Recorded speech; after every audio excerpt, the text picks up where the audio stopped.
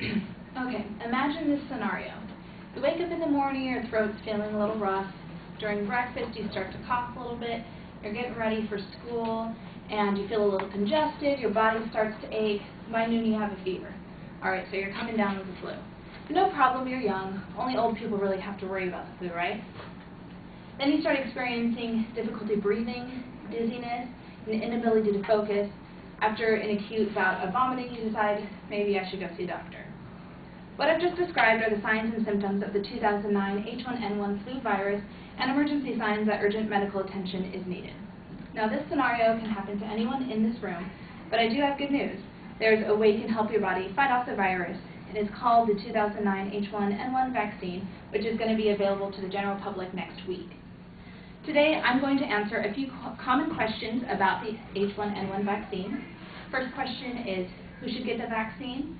How does the vaccine work? And is the vaccine safe? The first question I'm going to answer is, who should get the vaccine? The CDC, which is the Center for Disease Control and Prevention, has identified 5 target groups. The first group is people who live with or care for infants under the age of 6 months. The second are healthcare workers or emergency medical personnel. Third group is people aged 25 to 64 with medical conditions that puts them at higher risk for influenza complications. The fourth group are pregnant women, actually. Pregnant women are very susceptible to the H1N1 virus. CDC put out a statement saying 6% of the confirmed fatal 2009 H1N1 cases thus far have been in pregnant women, while only 1% of the population is pregnant. And the fifth target group concerns most people in this room. It's people ages 6 months through 24 years. And this graph here shows a distribution of people who were hospitalized with confirmed influenza. The blue bars here, the dark bars, show the people who were hospitalized with influenza last year, and the white bars show people who were hospitalized between the dates of April 15th and August 11th of this year, 90% of which cases were confirmed H1N1. So you see over here, last year, the highest percentage of people that were hospitalized were ages 65 and over. But then in the middle age range, from 6 months to 49 years, a much higher percentage of people have been hospitalized with H1N1 than with the normal flu.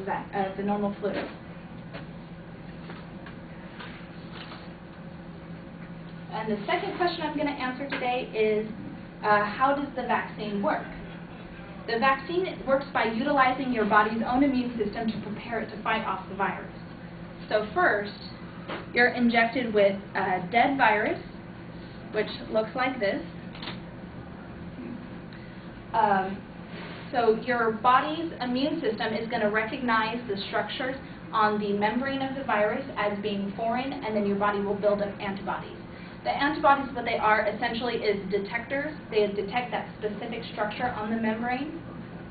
So if you're ever infected with H1N1, you already have detectors going all over your body and can immediately launch an immune response before you get really sick.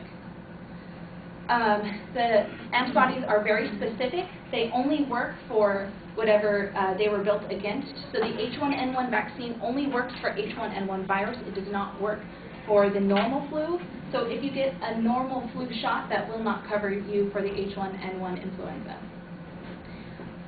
There are some vaccines that don't work very well because the virus mutates, and by the time you become infected, your antibodies don't recognize that, and it didn't help you any. But the head of the CDC has stated that this is a good vaccine because the H1N1 virus hasn't shown any signs of mutating to this point. The third question I'm going to answer is the vaccine safe? The H1N1 vaccine is made using the same process as a seasonal flu vaccine, so it's expected to be as safe as your regular flu shot.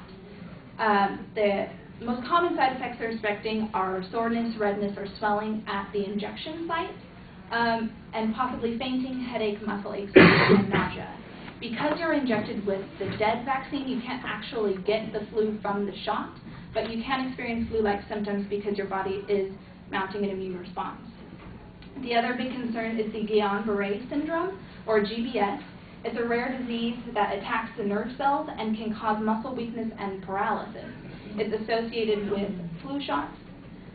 Case studies have shown that 1 case of GBS per 1 million people are vaccinated. So it's kind of whether you want to take the chance of getting the flu or your 1 in a million chance of getting GBS.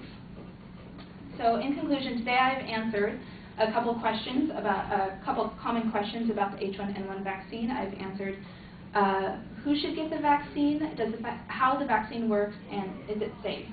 So here's one last shot to drive the point home. When asked his opinion on the 2009 H1N1 vaccine, Dr. William Thompson, epidemiology and infectious disease doctor at Hope Hospital, said, "Well, I'm getting it."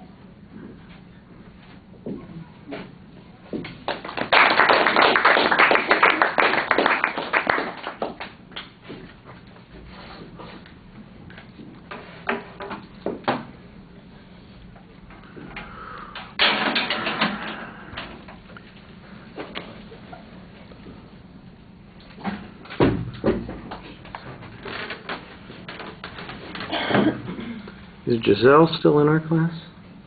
Yeah, she was outside. She was? But she's not inside? That doesn't help very much. Okay, well, she's supposed to be doing the oral evaluation, so that doesn't work very well. Hang on just 1 second, and I'll give you a couple of comments.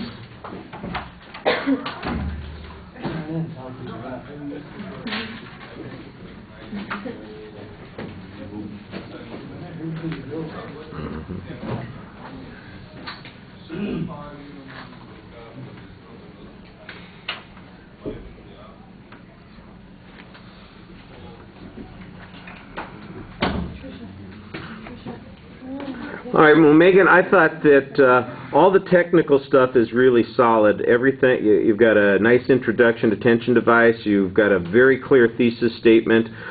You lay out the structure very clearly. It does sound a little mechanical when you're doing it, and that'll be something that'll change a little bit the more you do it. It'll sound a little bit more natural, but I know you're trying to get everything technically proficient, so you're on the right track with what you're doing there. The definitions are fine. You've got good supporting material. It did seem like you were a little dependent on material just from the CDC. That was a primary source, and I think I heard that 3 or 4 times, and I don't remember hearing any sources other than that particular site, and so I think you might want to diversify your information a little bit more, although what the information you had has high degree of credibility and the examples were okay.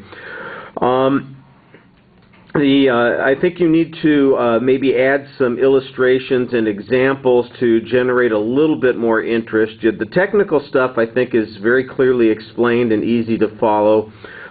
Just a few things to bring us into it a little bit more. It wasn't bad, but I think it could be a little bit more personable, a little bit more interesting in that way. Organizationally, you've got the very clear the very clear questions that you're using to structure the speech, and that's easy to follow. You signpost them very well. I think you need smoother transitions as you're getting to each question, because it just sort of seems like a point ends and then it's just the next question is, and I think you need some transition language there.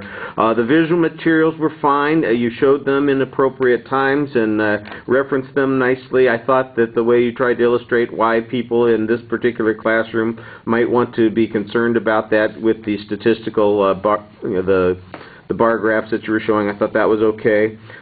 You do a good job talking to the audience, and there was a very solid summary. And the conclusion, I like the end of the quote, but I tell you, it sure seemed like people thought they were a little hesitant, uncertain that you were in fact done.